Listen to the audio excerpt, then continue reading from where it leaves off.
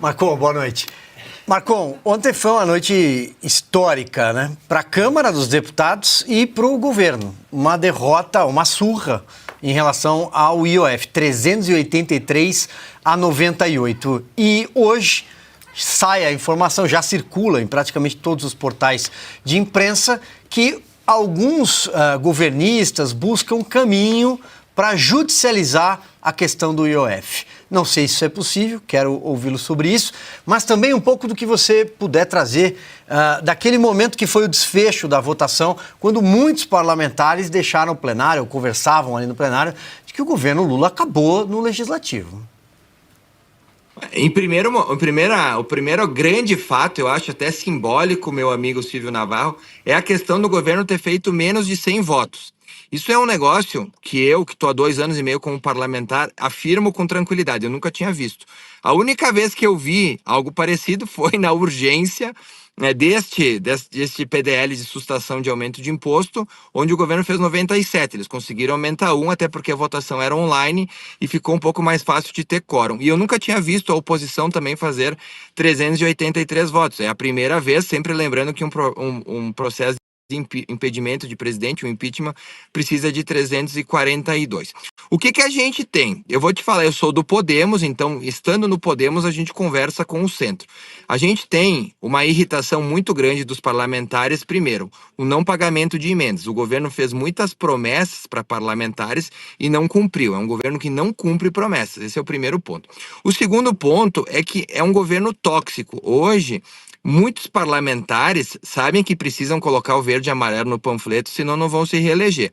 Então começa também um movimento natural, ao se ver as pesquisas de opinião que dão aí como o Lula, não carta fora do baralho, mas bastante fragilizado para uma eventual reeleição, sendo que ele se torna tóxico para quem o apoiar, não sendo do PT, então os parlamentares também já começam a se afastar do petismo. E como foi dito, a gente teve ao longo deste ano, até agora, poucas votações relevantes que o governo quis. A gente não teve nada de muito assim draconiano que o governo precisasse fazer uma força muito grande. Por quê? Porque número 1, o governo sabe que não tem força para isso, e número 2, o governo ele está tão fragilizado que ele tem medo até de se expor, porque o que aconteceu ontem foi um fiasco. Qual que é a mensagem que ele está passando para os parlamentares? Olha, eu não tenho mais força, esse governo vai acabar, então se você estiver ao meu lado, você vai afundar junto no barco. Então o parlamentar ele visa a próxima eleição, ele quer saber se ele vai se reeleger. E as emendas são impositivas, a gente já tem cerca aí de 50 milhões, o governo tem que pagar, cargos, alguns precisam, outros nem tanto, acomoda no Estado.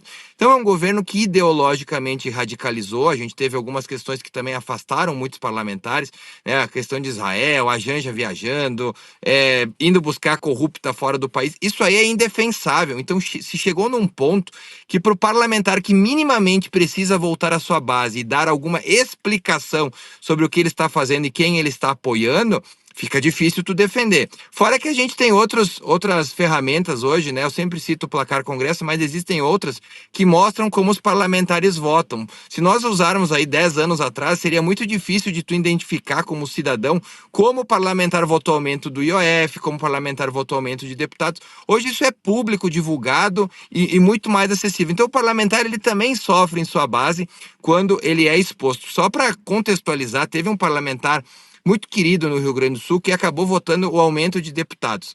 Ele apanhou tanto nos grupos, que ele pediu ajuda a alguns colegas para minimizar ali o que tinha feito, né?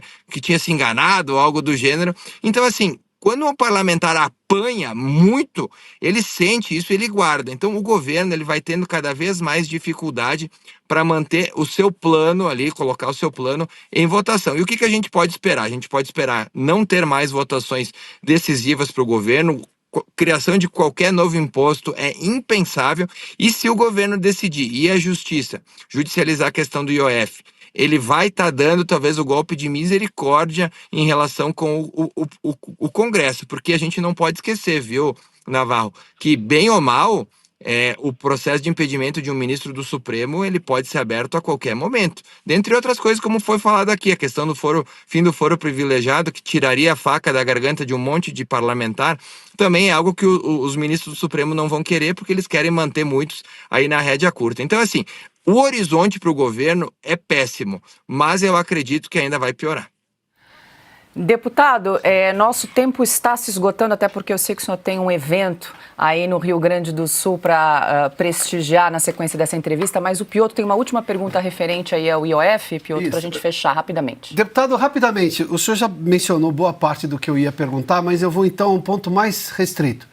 Se o Supremo entrar nessa história, ele está abrindo uma guerra não a favor do governo federal, ele está abrindo uma guerra muito mais contra o Congresso Nacional. Como é que o Congresso vai reagir? Porque lá atrás, o Hugo Mota cedeu em relação à questão da anistia. Era um grupo político, ele fez uma alegação, enfim, essas coisas todas. Agora não tem como justificar internamente, porque vai deixar de ser presidente da Câmara. Eventualmente, se isso acontecer, o senhor acha que o Congresso vai reagir pesado com a participação clara dos dois presidentes do Congresso? Eu acho que sim, e eu te dou o motivo porque sim. Pelo seguinte, o parlamento, muitos parlamentares, eles se reelegem baseados em emendas e cargos. Muitas dessas emendas são aquelas emendas do orçamento secreto que o governo acaba dando para conseguir os votos. Se o governo perceber que não precisa mais de parlamentar, que tudo ele judicializa, esses parlamentares também perdem a sua importância e não vão mais precisar ser comprados. Então, entenda que a engrenagem que move o parlamento, o centrão, ela é uma engrenagem que envolve ter poder para poder negociar este poder e, em troca dessa negociação, tu se manter no poder. Este é digamos, a roda do negócio. E só para finalizar, o governo tentou implementar aí uma narrativa de luta de classes, novamente, do pobre contra o rico, que o imposto que eles estariam cobrando seria apenas contra os ricos, coisa que é insustentável. Mas daí eu faço um questionamento, né, para a nossa audiência, que é: quando eles criaram, por exemplo, a taxa das blusinhas, né, era para o pobre ou era para o rico? Então, esse argumento de luta de classe, que o IOF não vai prejudicar a operação financeira, que isso não vai encarecer o crédito, que não vai ser colocado na conta dos produtos, não faz o menor sentido. Eles contam com, primeiro, a desonestidade intelectual que eles têm em defender isso, e segundo, eles contam com a incapacidade de parte da população de compreender que isso era um aumento de imposto que iria chegar para todos. Então é um governo perdido, sem narrativa, sem voto, sem perspectiva, onde a sua última âncora é o STF, mas se corre um risco. Se o governo for ao Supremo e não conseguir eliminar, o fiasco, que já é muito grande, se tornará